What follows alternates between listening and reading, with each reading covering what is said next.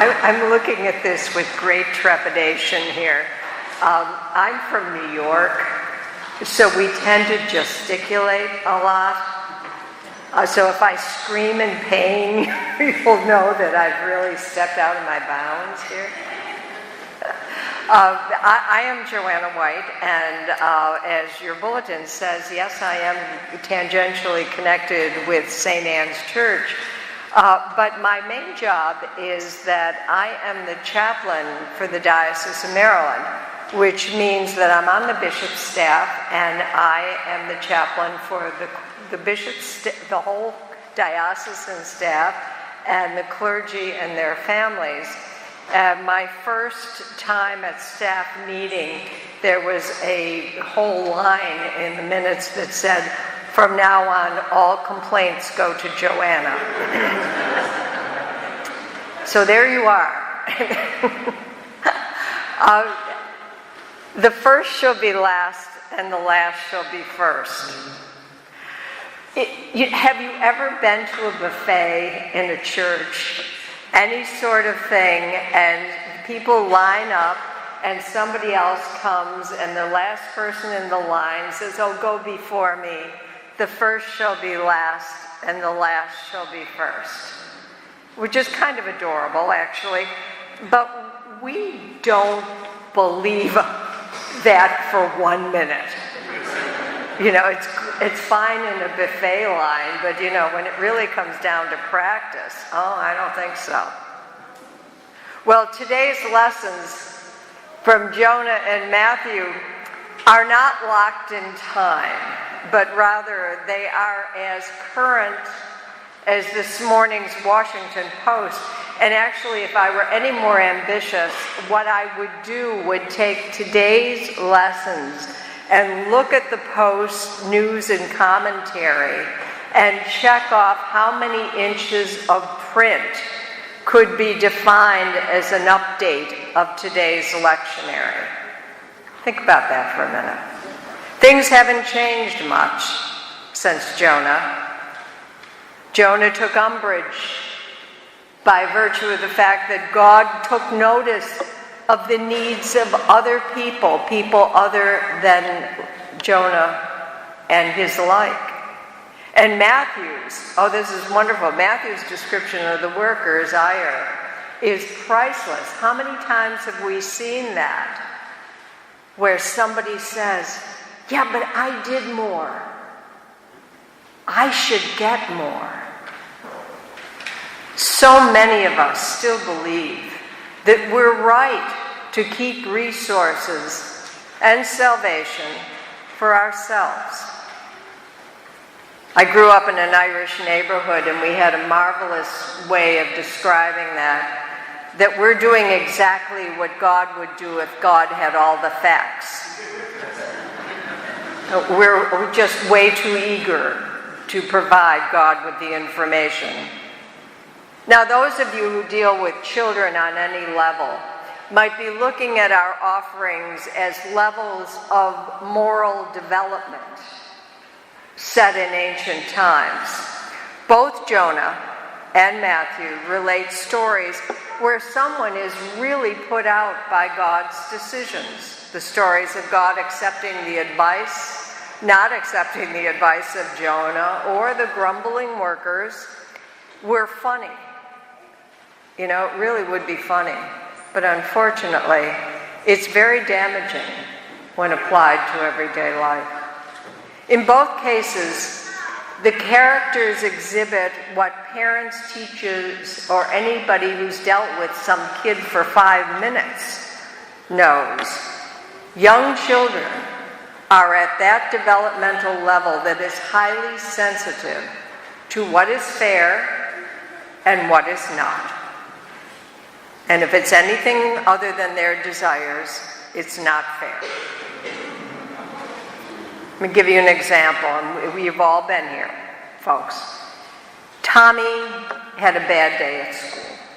He was bullied.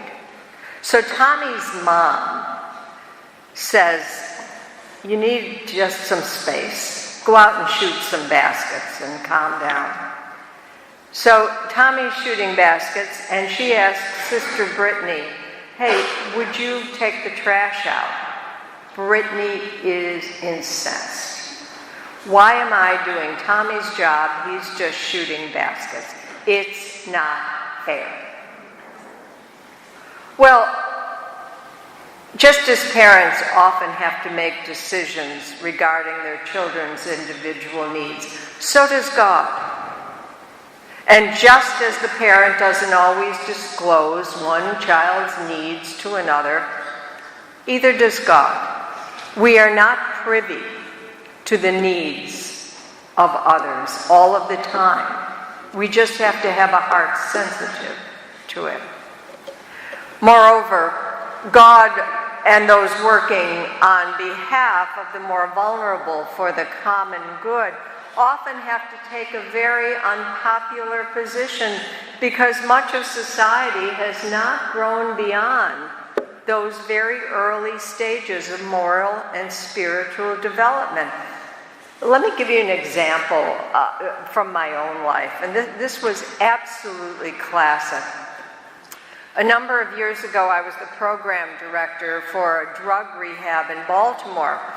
And just as most jobs like that, I found I was spending just an awful lot more time in a courtroom than in church. On one such occasion, I had a client who'd gone through our program and she got in trouble again, not unusual. I always look at it as we're buying them time. So she got in trouble again, and here we are back in the courtroom. And the prosecutor is just going on about how she needs to be reincarcerated, and she's just laying it on. The judge quietly says, that's not what I had in mind. What I'd like to do is to put her back into treatment. Well, the prosecutor was absolutely beside herself, and she said, Your Honor, justice demands that she go back to jail.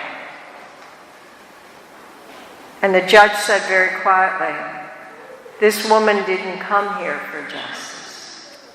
She came for mercy. What a stunning remark by an elected official who is up for re-election. And I know that, and I remember the time of year because it was also a time when I had just applied at a church and I was preaching from these self-same lessons. And the only thing that kept me sane was that line from Philippians that said, and this is God's doing, for he has graciously granted you the privilege not only of believing in Christ, but suffering with him as well. Now, I understood that if I got my way in representing this client, I was going to get her for 6 more months. One of the most difficult people who had ever come through our doors.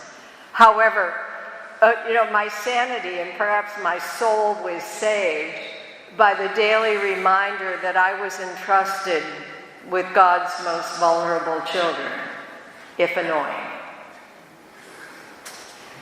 Now the problem is, in this day and age, it's not the norm to think of caring for others as a privilege.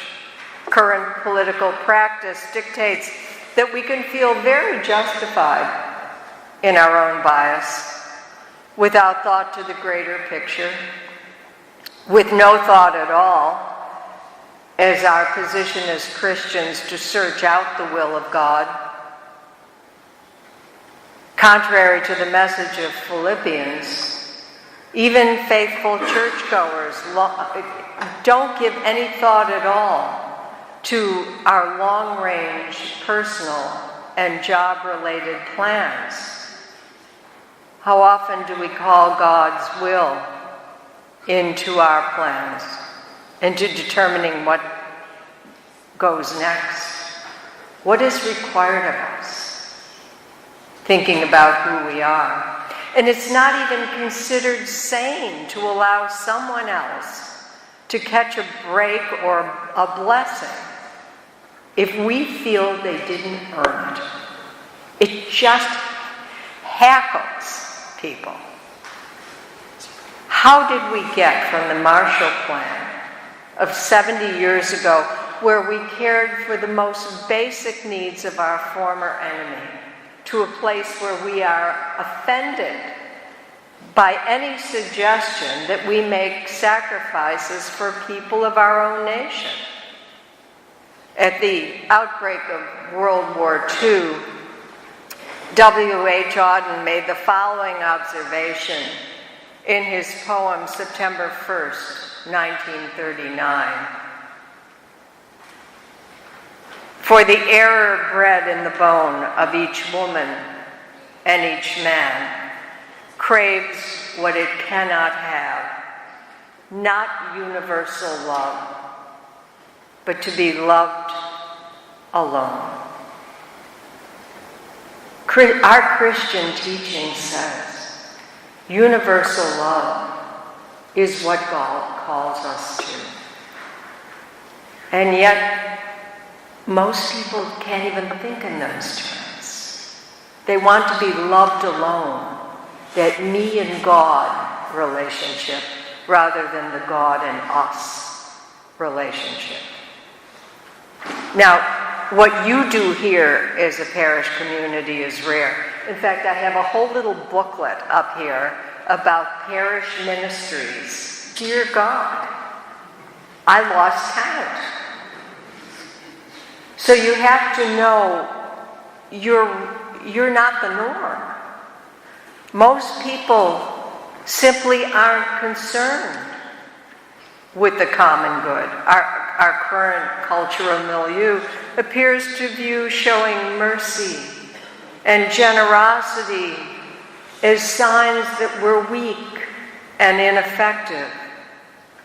However, that's exactly what God did in this and so many other scriptural stories. I don't see God as weak and ineffective. I do see God as mysterious. And I do see God as God. And we have to let God be God. There was a story that has gone around in Jesuit circles that was very meaningful to me when I was in seminary. And it was about a young man who had just completed all the Jesuit training. He's about to be ordained, and he's being treated with a medication that is causing a little bit strange behavioral reactions on his part. And the leaders of his seminary said, "We can't ordain you right now. We need to make sure that you're all right and that all of these medical issues you have are being resolved." Well, the young man was justifiably upset. He went to his room and he's pounding the pillow. He says, "God, I've studied for all of these years. I have worked so hard. I've done everything you told me to do. You can't do this to me, God." And almost as the words were out of his mouth, he said, "Yes, you can. You're my God. Yes, you can." Well, eventually he was ordained, and he became a fine priest because he learned that very basic lesson. You're my God. I'm not God.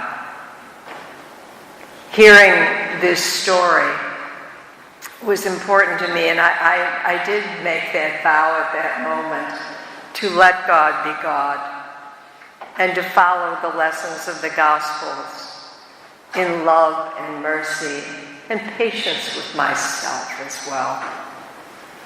I don't always do it gracefully, but I try. And by reputation, my friends, so do you. Amen.